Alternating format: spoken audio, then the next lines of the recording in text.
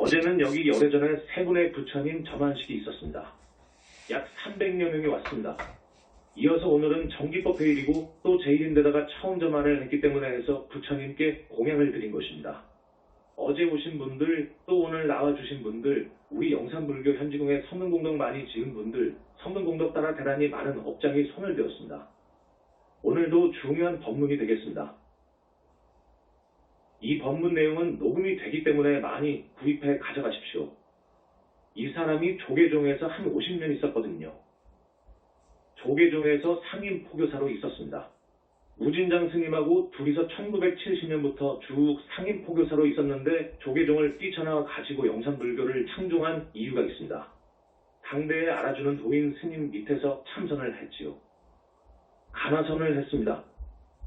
그러면서 한 10년 후에 크게 등력을 하고 법화경을 보고 환경을 보고 냉철하게 자신의 능력과 지혜를 점검해보니까 이것 가지고는 가나선에서 이야기하는 화두타파 가지고는 해탈은 멀다.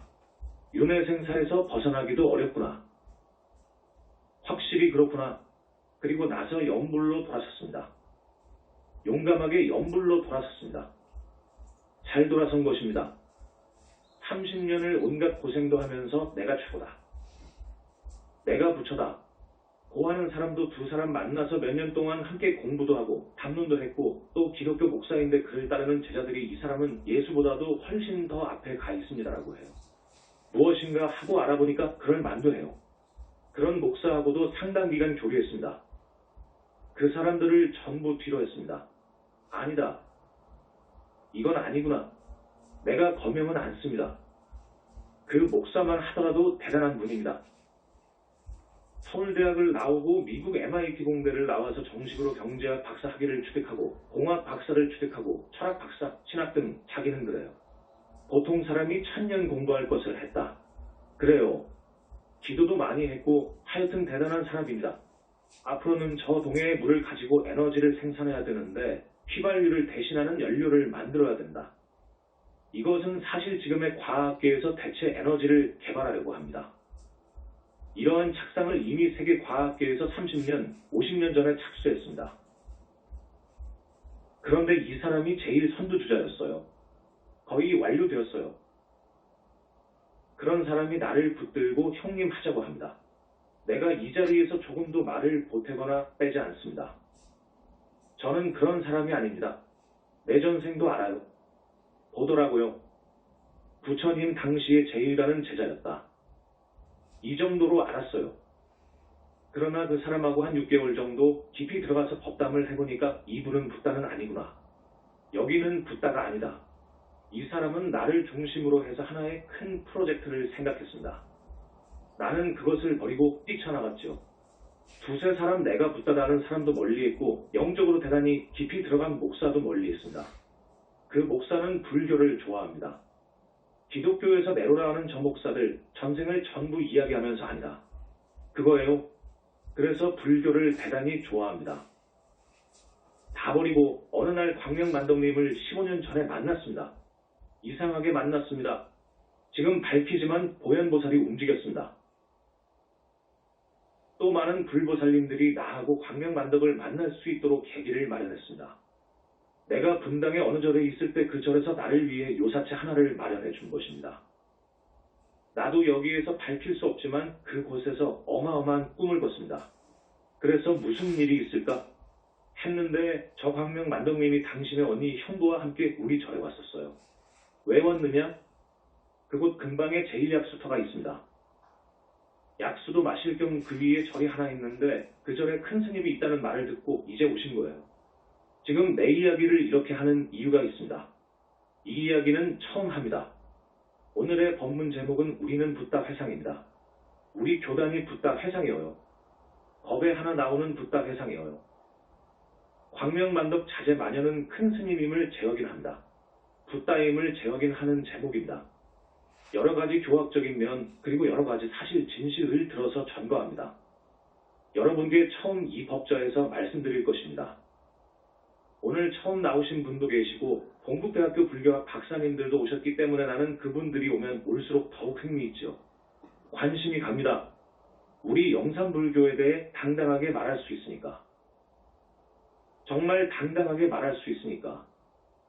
내가 뚫은 것은 어마어마하니까 말할 수 있어요.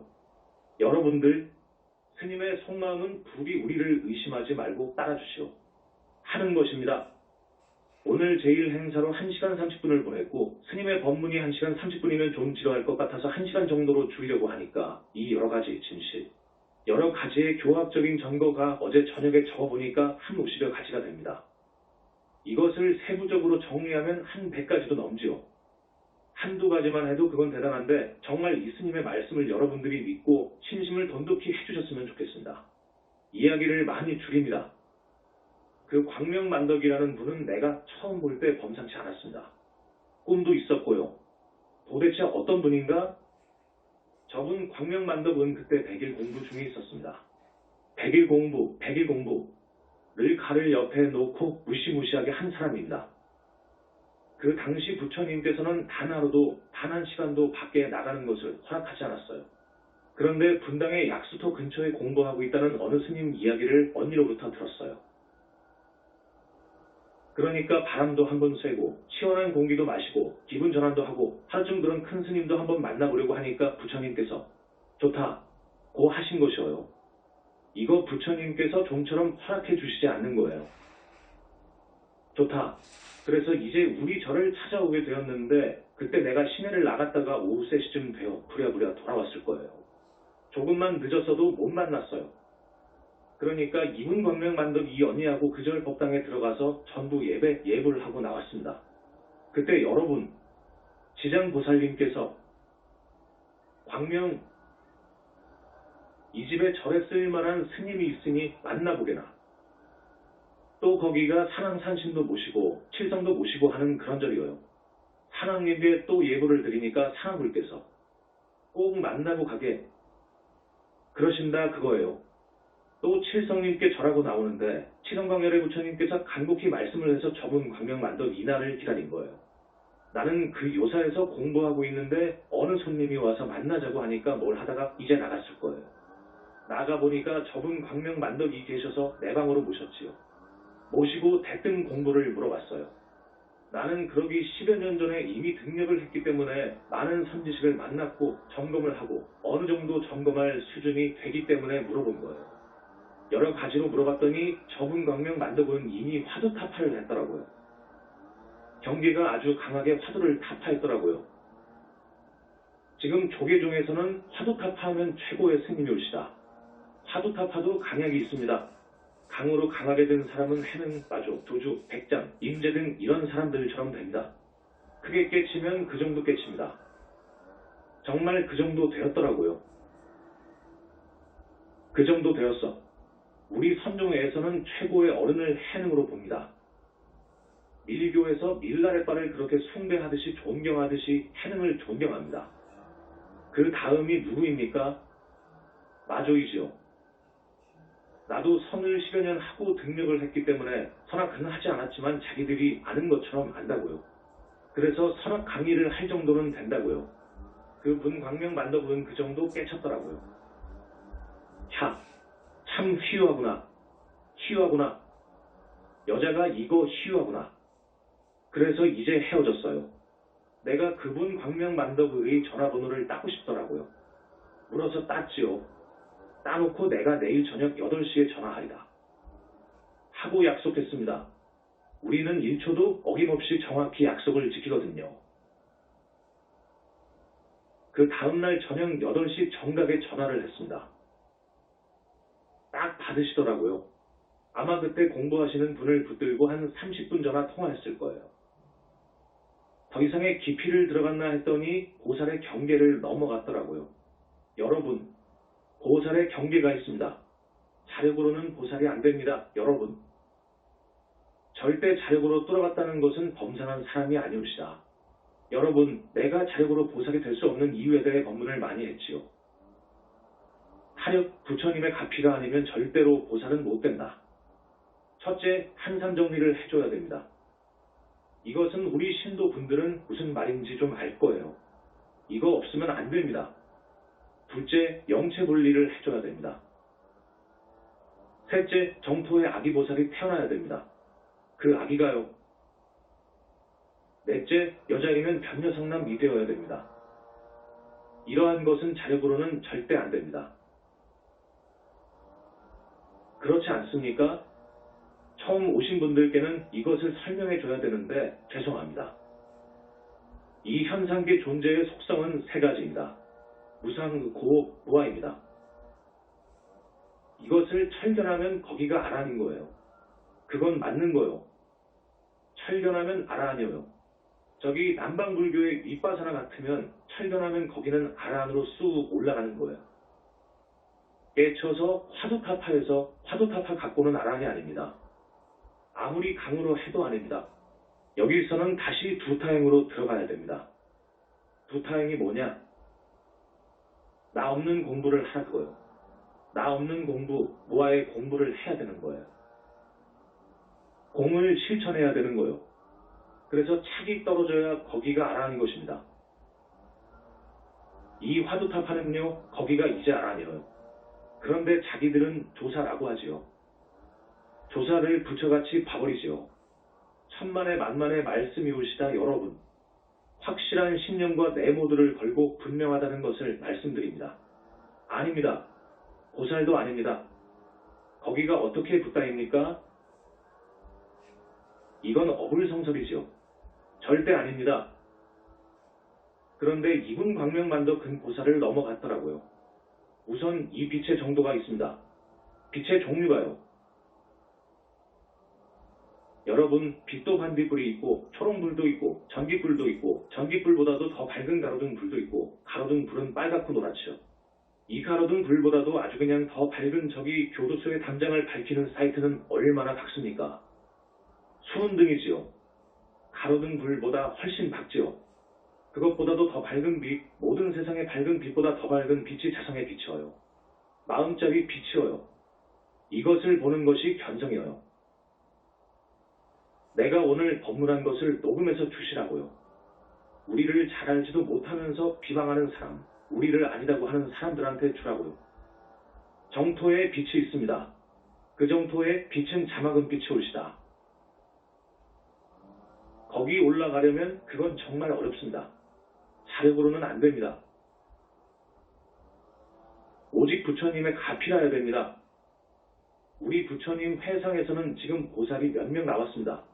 우리 부처님께서 성근공덕을 보고 우리 교단을 위해서 성근공덕을 많이 짓고 전생의 성근을 보고 이만하면 되겠다 해서 보살지에 올려준 사람이 지금 약 10명이 돼요. 어마어마한 일이어요. 그 보살들은 정토보살과 조금도 다름없어요. 몸에서 빛이 나요. 성자는 몸에서 빛이 나야 됩니다. 그런데 여러분은 빛을 못 봅니다. 길을 공부한 사람, 영능력이 아주 뛰어난 사람은 봅니다. 오라라고 하지요. 오라를 봅니다. 그러나 내가 이야기하는 것은 영혼체의 빛을 봐야 돼요. 영혼체를 봐야 되는데 영혼체를 본 사람은 부처님 이후 거의 없어요. 그래서 이무아라고 하는 부처님 용어가 지금 아주 왜곡되어가지고 참 묘하게 해석되어가지고 이 불교 교학이 불교가 망해버린 거예요. 저분 광명만덕 은거기를 통과하더라고요. 그 다음날 또 전화했습니다. 그래서 공부가 어느 정도 되었느냐.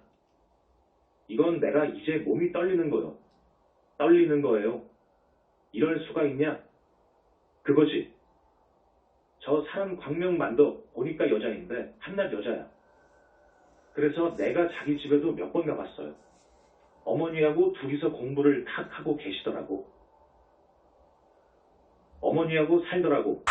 어머니를 보니까 어머니도 보살 경계를 갔더라고. 이건 놀랄 일이라.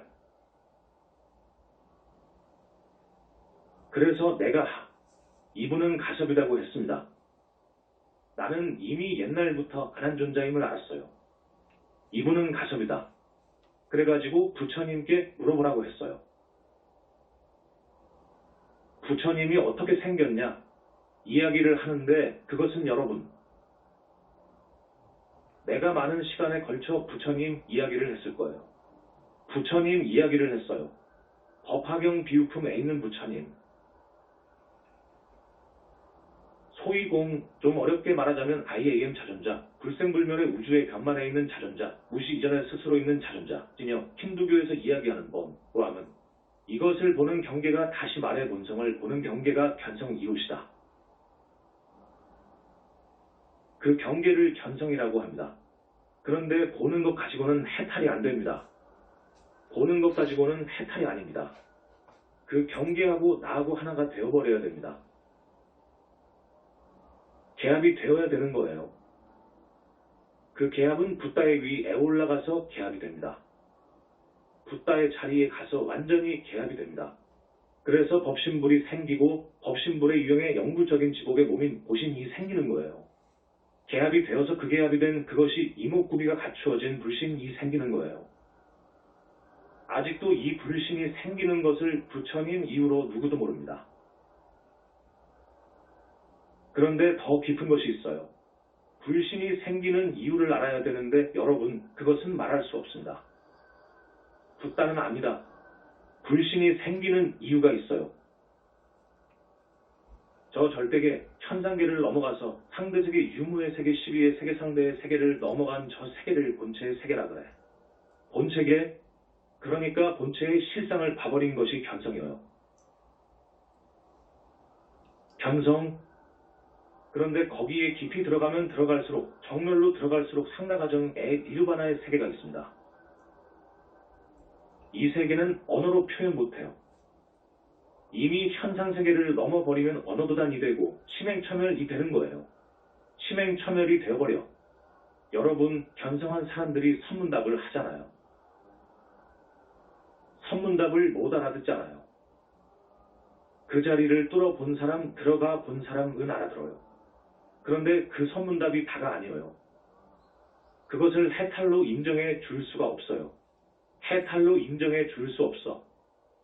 해탈을 하려면 앞에서도 말씀드렸듯이 나라고 하는 생각이 이 몸뚱이에 대한 착이 떨어져 버려야 돼요. 거기가 아라는 거예요.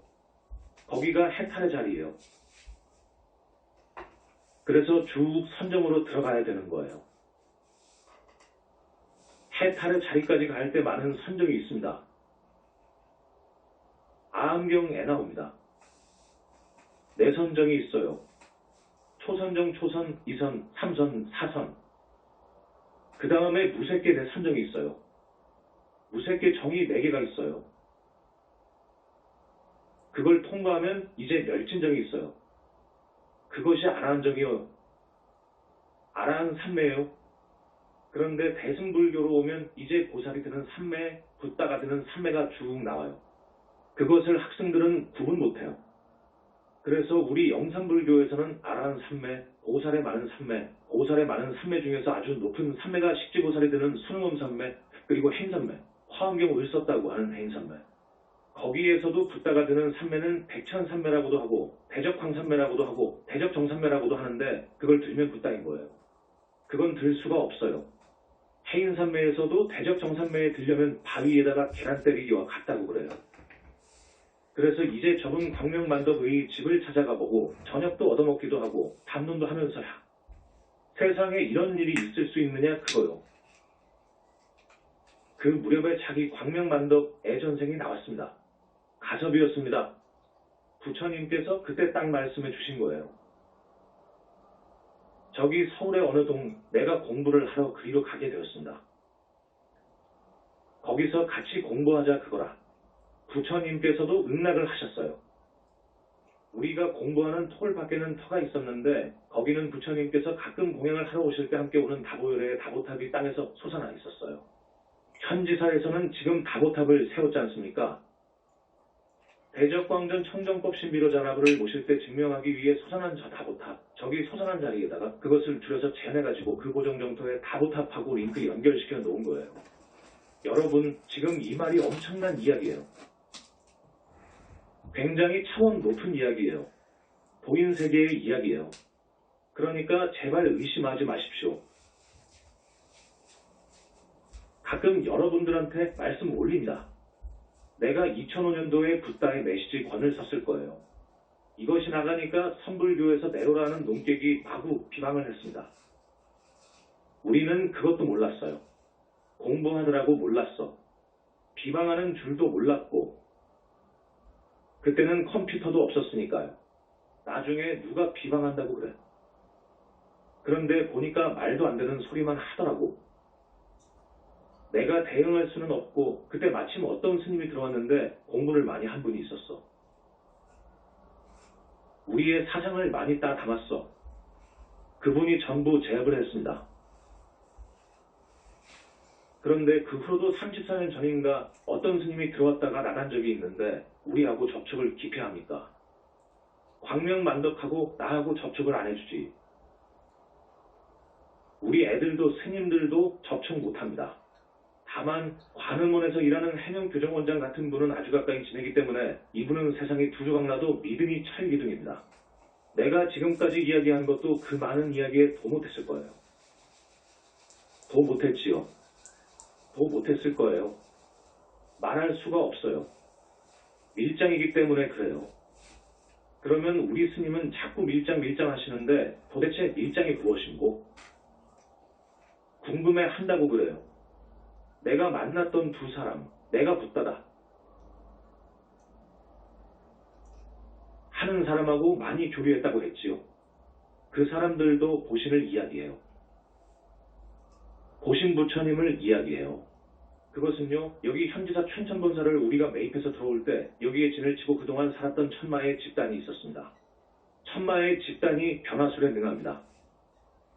공부하는 사람한테는 저 천마들이 가서 부처 행세를 딱 한다고요. 자기가 부처라는 거예요. 그런 천마들이 현신에서 나타나기 때문에 보신을 알아요. 그래서 우리가 가지고 있는 전부를 안 드러내는 거예요. 여러분, 미국과 소련이 핵기밀을 서로에게 줍니까? 절대 안 주는 거예요.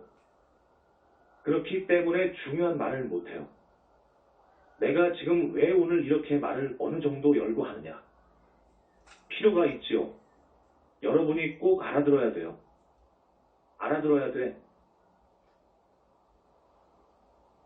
그래서 나는 우리 신도들이 한 사람이라도 지옥 악이 축생에 떨어지는 것을 원치 않아요. 한 사람도 빠짐없이 사막도에 가는 것을 구해내야 돼요. 신도 중에 어떤 사람이 지옥에 갔다고 하면 통곡할 거예요. 저 지옥에는 가면 안 돼요. 지옥은 있어요. 그런데 지옥이 있고 극락이 있고 짐승도 된다고 하는 사실은 2600년, 3000년 동안 어떤 성자가 나와서 이것은 확실하다고 주장하고 법문한 것은 없어요. 부처님 당시에는 그런 법문을 했지요.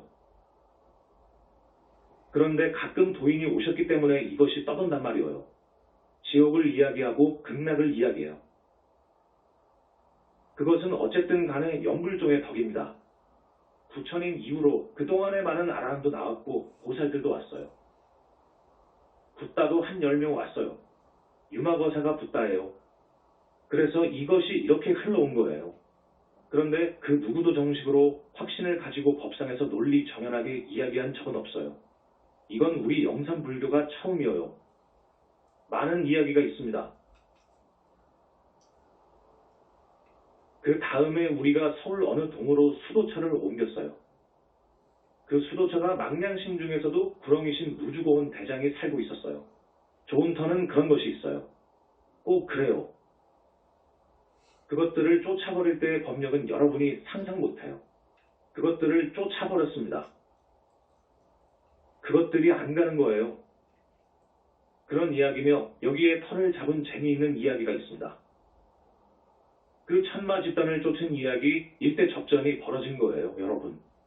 무서운 전쟁이 벌어진 거예요. 저것들은 독가루며 독화살이며 불덩어리 등을 막 쏴붙인 거예요. 여러분, 티베트 밀교의 밀라레빠가 있잖아요.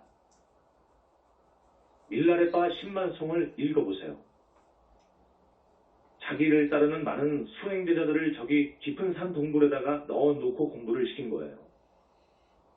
그러면 동굴을 뺐을 때 꼭 무엇이 주인이 있어요. 신이 있기도 하고 망량신도 있기도 하고 하늘신도 있기도 하고 그런단 말이에요. 그것들하고 논쟁을 해서 뺏기도 하고 싸움을 해서 뺏기도 하고 그래요. 그런데 그것은 우리한테 비하면 약과예요. 여기 현지사는 기가 막힌 명당 중에 명당입니다. 이 사바세계에서 최고의 명당입니다. 이 명당이라는 이유가 있습니다. 이성지, 여기는 진짜 성지입니다.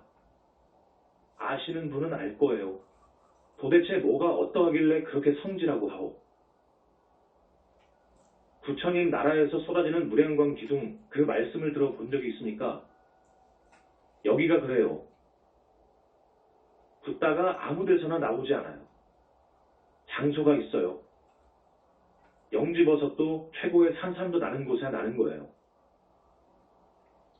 서울의 어느 동 우리 제2의 수도처에서 부처님께서 자꾸 가자고 하시는 거예요. 자꾸. 여기까지는 광명만덕의 기가 다 먹어버렸으니까, 붓다가 될 길을 다 먹었으니까 자제마녀는 다른 데로 가야 된다. 다른 데로 이사 가라. 고 해서 우리가 며칠에 걸쳐 전국을 다닌 거예요.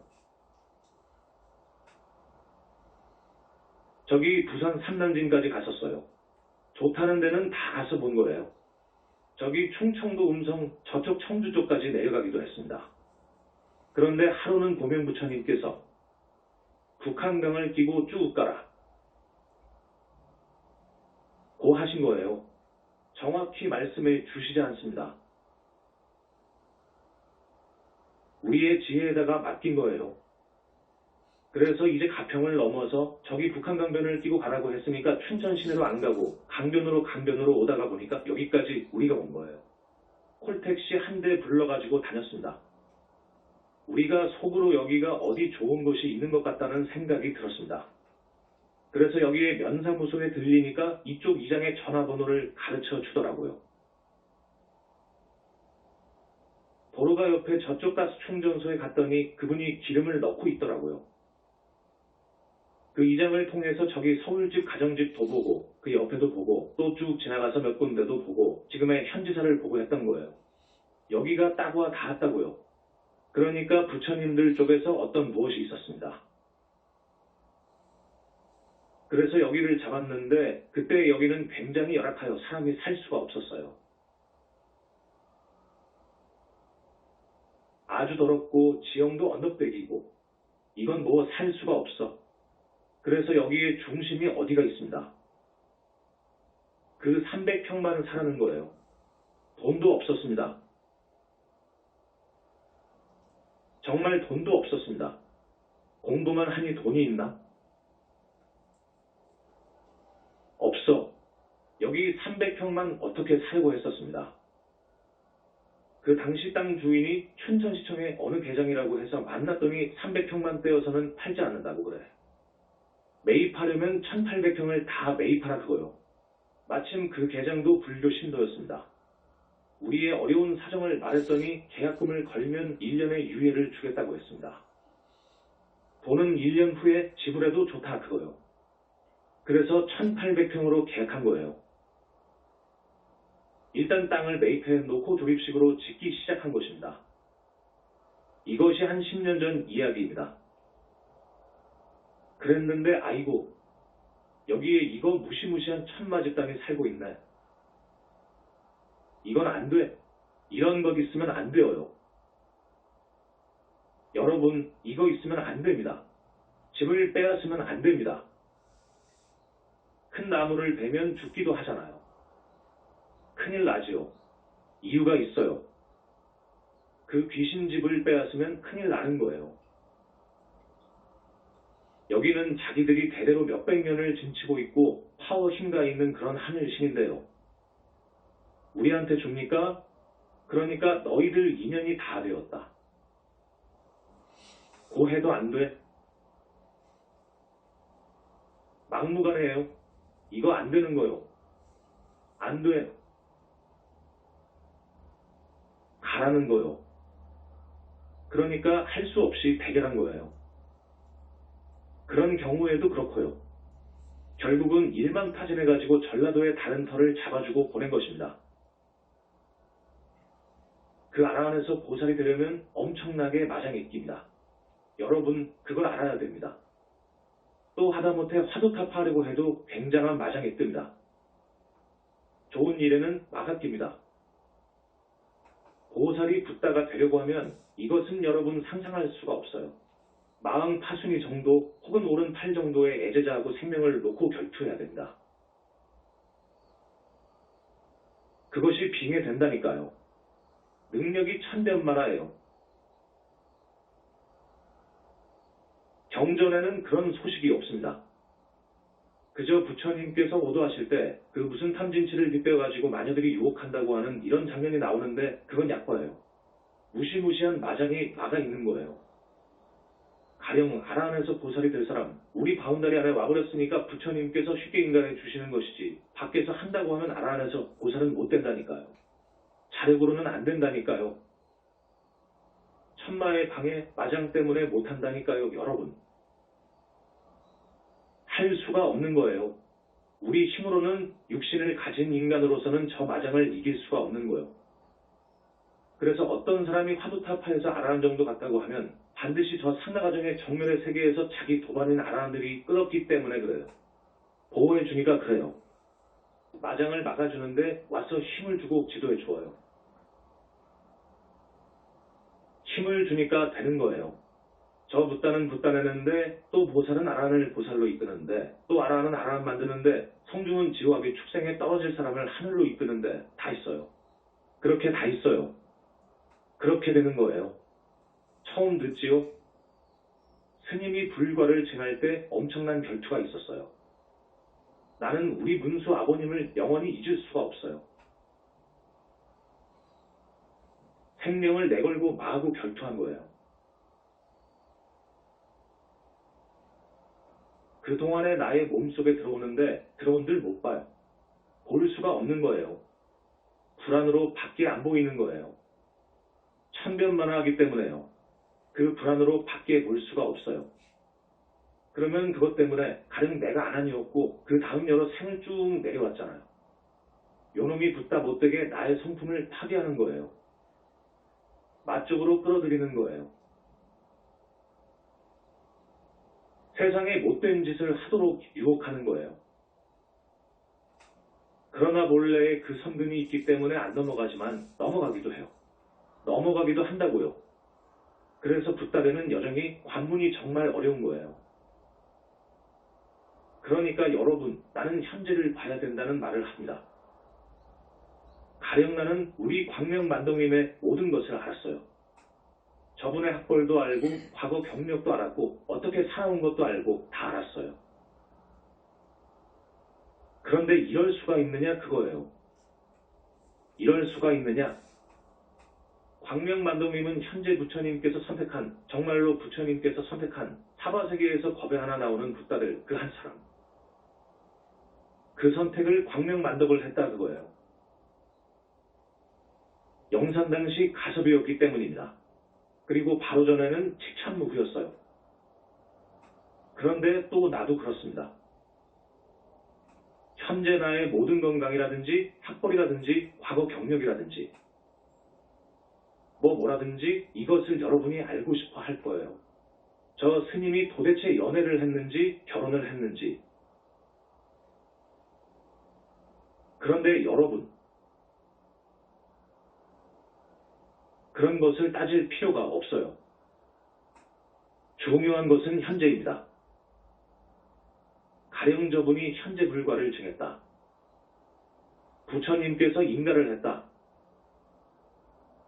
그런데 저분의 법문은 무궁무진하다. 정말 저분의 법문은 완벽하면서도 우주의 진리를 요단한 법문이다 하면 그것이 중요한 거예요. 우리 법문은 과거, 현재, 미래를 상계 삼천대천 세계를 무대로 해요. 그리고 이 현상계가 벌어져 나온 그 현상관에 대해서 뚜렷이 알아야 돼요. 또 본체 세계를 잘 알아야 돼요. 육도의 중생이 윤회하는 실상을 봐야 돼요. 지금까지 어떤 불교도 어느 종교이고 간에 여기 영산불교 이상을 본 사람이 본 종교가 없어요. 부처님이 무아속 절대계에 계신 것을 알아버렸어요. 이건 대적 정산매에 들어가야 가능해요. 그런데 불교를 잘 알고 우리 곁에 있다가 4년 전에 나간 어떤 스님, 우리가 나가도록 한 거예요. 그 사람은 전생에 어마어마한 무서운 죄를 지었어요. 하늘이 땅이 용서할 수 없는 죄를 지었어요. 그래서 보낸 거예요. 섭섭잖게 많이 해서 보내주었던 거예요. 그런데 나가서 우리를 이렇게 비방해요. 자기가 뭘 안다고 그렇게 하고 다녀. 뭘 안다고? 한 달도 안 했었는데 뭘 합니까? 우리 제자들도 우리의 실체를 일식도 몰라요. 그러나 가까이 있는 우리 해명 스님 같은 분은 90%는 알죠. 그러니까 이분은 죽어도 앞에서도 말했지만 이 세상에 뒤집혀도 대통령이 천지개벽이 2번 되어도 독도는 우리 땅이라고 했잖아요. 이런 사람은 천지개벽이 10번 되어도 우리 광명만동님은 붓다라고 하면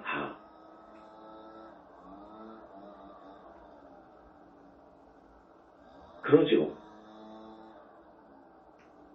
아니까 밀장을 많이 이야기해서 아니까 여러분들에게는 밀장을 이야기할 수가 없어요.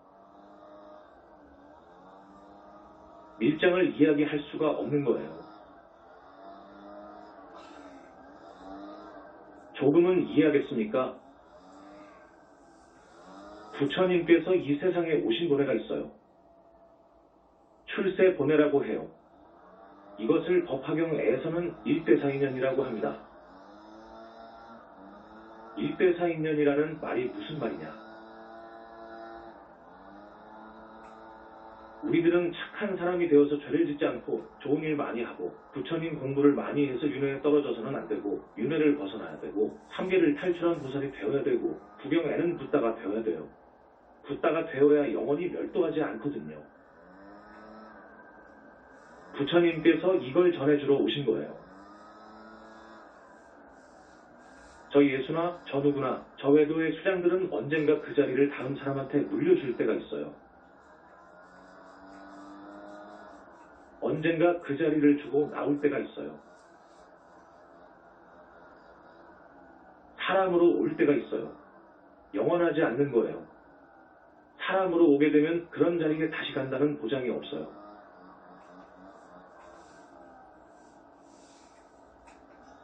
많은 신통을 했기 때문입니다. 무서운 과보가 기다리고 있어요. 그러나 붓다는 불과를 증하면 법신불, 보신불이 생기잖아요. 여기 내 영체가 무량광 빛으로 되어 있거든요. 이 영체가 그리로 보신으로 가잖아요.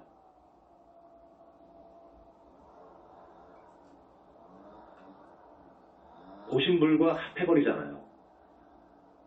무량업종광이라는 빛으로 이루어져 있기 때문에 미래제가 다 하도록 멸도할 수 없어요. 오직 붓다만이 그래요. 그래서 부처님께서는 붓다의 길로 가도록 인도하시는 겁니다.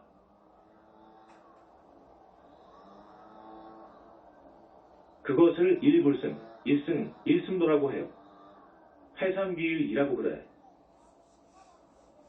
법화경에서는 6가지의 비유가 있잖아요. 그래서 그 길로 인도하시는 거예요. 많은 사람들이 성근공덕 지어서 공부 잘해서 모두 보살이 되기를 바라고 구경에 가서는 붓다 되기를 바라는 거예요. 그렇기 때문에 법화경, 화엄경은 최상승 최상등기의 불자들에게 하는 이야기예요. 이에 비하면 금강경은 불법의 토대를 닦는 법문이에요. 그러니까 일대사인년이라는 말을 쉽게 말하면 죄짓지 말고 살아라. 더 이상 죄짓지 말고 살아라. 하는 말을 전하러 오신 것이다.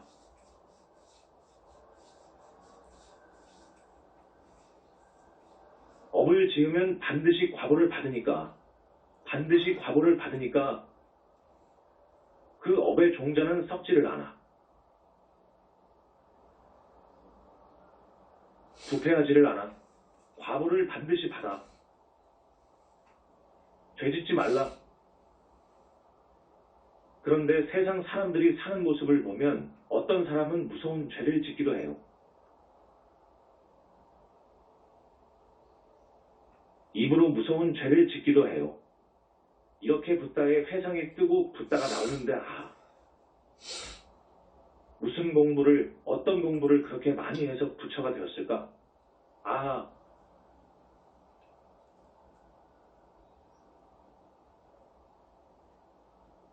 그 말씀을 좀 알아보자.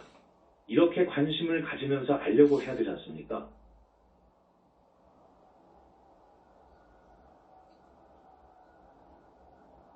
스님이 지금까지 150회 정도 법문하고 책이 한 20권 나갔잖아요.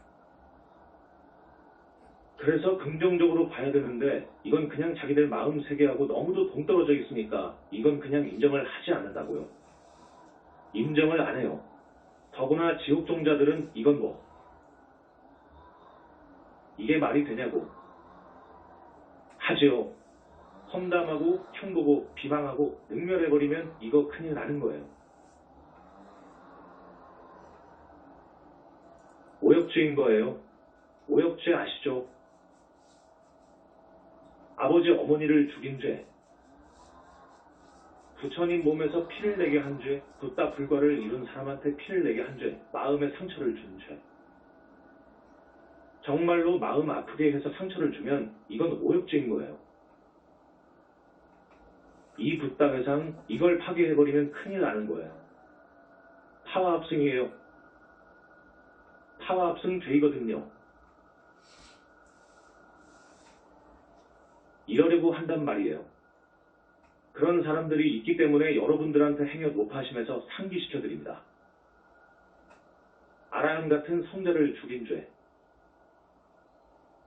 우리 현지사 신도분들은 정말로 착합니다. 아주 착해요. 그러나 우리가 이렇게 너무 빨리 크니까 주위의 시기 질투가 심합니다. 사람들이 가지각색에다가 여러 층층이잖아요. 그런 사람이 나오지 않기를 너무너무도 바랍니다. 그런 사람이 안 나오기를 바라는 마음 간절합니다. 그래서 오늘 이런저런 말씀을 드리는데 지금 교학적인 전거가 한 50가지가 있어요. 그 사람이 붓다냐 아니냐 하는 것은 3가지입니다. 첫째, 저 모아석 절대세계에 불신이 있느냐 없느냐 하는 것입니다. 이것은 필요충분 요건입니다. 불신이 있으면 그건 붓다인 거예요. 둘째, 부처님께서 인간했느냐. 셋째, 그 사람의 영혼체가 무량광덩어리가 되었느냐.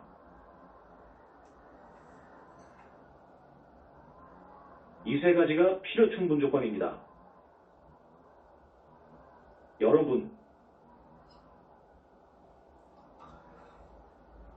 사람이 죽으면 끝나는 것이 아니거든요. 다시 어디에 가서 태어나고 어디에 가서 벌받고 또 죽으면 또 어디로 오고 육도를 윤회한다고 했잖아요. 윤회합니다. 윤회를 하는 데는 반드시 기체, 가 있어야 됩니다. 본체가 있어야 내가 윤회하는 거예요. 이 본체가 없이 윤회할 수가 없는 거예요.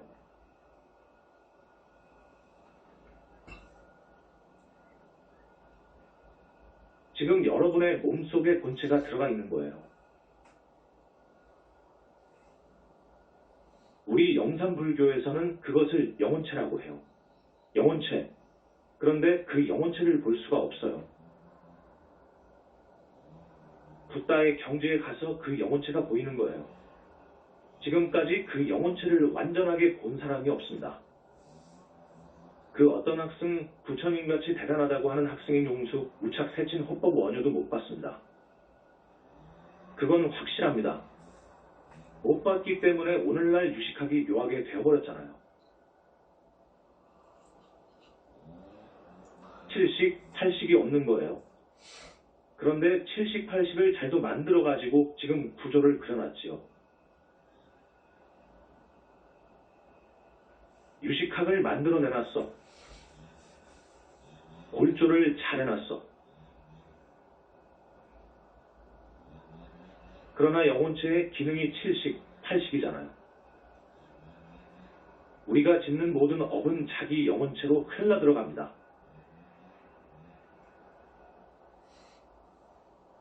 종자가 그리로 들어가요.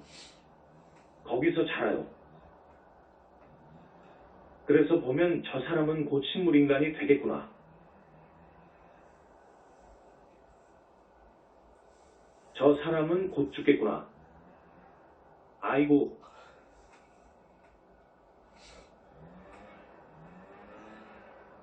저 사람 큰일 났다.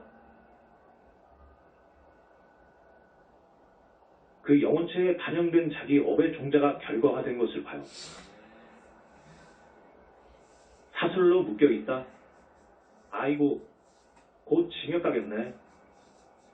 하얀 봉대로 전부 쌓여있다. 곧 식물인간이 되겠네. 이러한 것을 알 수 있습니다.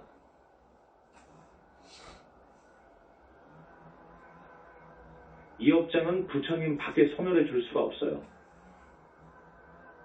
우리 거룩하신 부처님은 어마어마한 능력이 있어요. 정말로 항아사에 신통요용이 있어요. 상상할 수 없이 많은 능력이 있어요. 지금의 교학에서는 이것을 몰라요. 유마경을 보면 붓다 된 사람들의 능력이 좀 나와요. 부사위한 해탈의 힘이 있어요.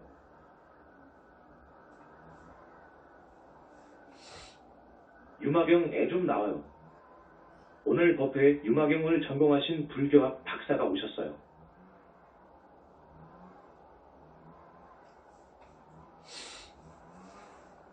한마디로 말하면 이 삼천대천세계가 무수히 많아요. 부처님의 능력 한 가지를 말씀드리면 삼천대천세계 하나를 집어가지고 저 끝 삼천대천세계 저쪽에다가 던져버릴 수 있어요. 이 털구멍 속에 태평양 물을 다 가둘 수 있어요. 여러분,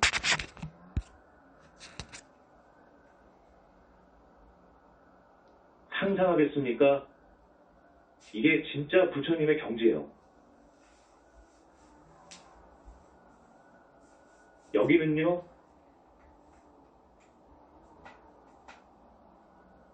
저기 무당들의 경지는 어디인 줄 압니까? 무당들 저것 영영 이 빙의되면 저 사람 내일 죽겠네.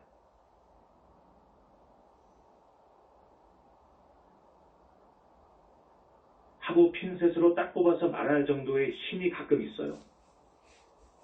그건 빙의된 것 때문에 그래요. 귀신이 빙의되어서 그래요. 다 아느냐? 가는 또 몰라요.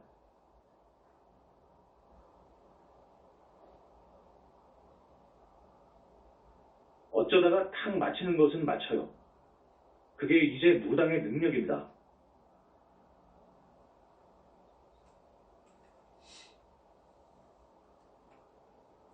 그래서 우리 정법문 중에서는 부처님께서 절대로 예언을 못하게 합니다.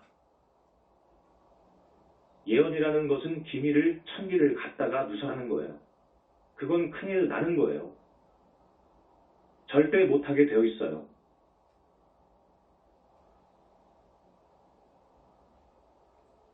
그래서 우리들에게는 그런 능력을 안 줍니다. 부처님께서 막아버려요. 그런 죄를 못 짓도록 막아버려요. 아라한은 어느 정도 능력이 있는 줄 압니까?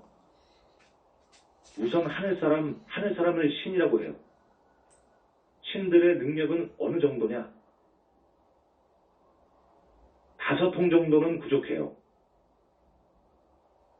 5통, 그러니까 신족통, 천이통, 천한통, 숙명통, 타신통, 이것을 갖추고 있어요. 아라한 정도 되면 어떠냐? 아라한, 그러니까 성중들의 반열에 드는 사람들 중에 제일 높은 성자이지요.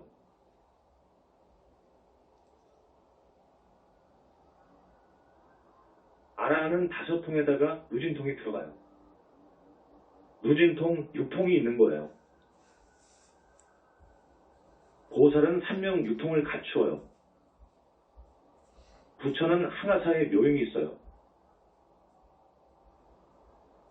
항아사에 묘행이 있는데 앞에서 말씀드렸듯이 어떤 사람에게는 한 일주일을 1겁으로 늘려줄 수도 있어요. 또 1겁을 일주일로 생각하게끔 해줄 수도 있어요. 부처님의 능력이 또 괴겁에서 공겁으로 들어갈 때 핵분열을 일으켜가지고 삼전천까지 전부 파괴가 되잖아요. 모든 별들, 모든 것이 전부 입자로 돌아가 버리잖아요. 큰 거파, 어파예요. 부처님은 그것을 가능케 하는 거파를 먹어버릴 수 있어요. 부처님은 이런 능력이 있는 거예요. 그것을 사사모의 애돌이라고 그래요. 사사모에라고 해요. 그러니까 지금 우리 광명만동리의 능력은 그 정도는 돼요. 저분은 태자니까요. 지존의 태자입니다. 엄청납니다. 지옥을 본다, 극락세계를 본다, 그건 물론입니다. 그러나 절대로 신통은 못하게 하고 있어요. 신통을 보여줄 수가 없어요. 이중생들을 가르쳐서 자연스럽게 순리로 영적으로 성장하도록 해야 돼요. 신조통을 보여주면 큰일 납니다. 여기서 둔갑을 해가지고 축제에서 미국을 갔다 왔다 한다든지 하면 이거 큰일 나는 거예요. 이건 마술이어요. 마술통이어요.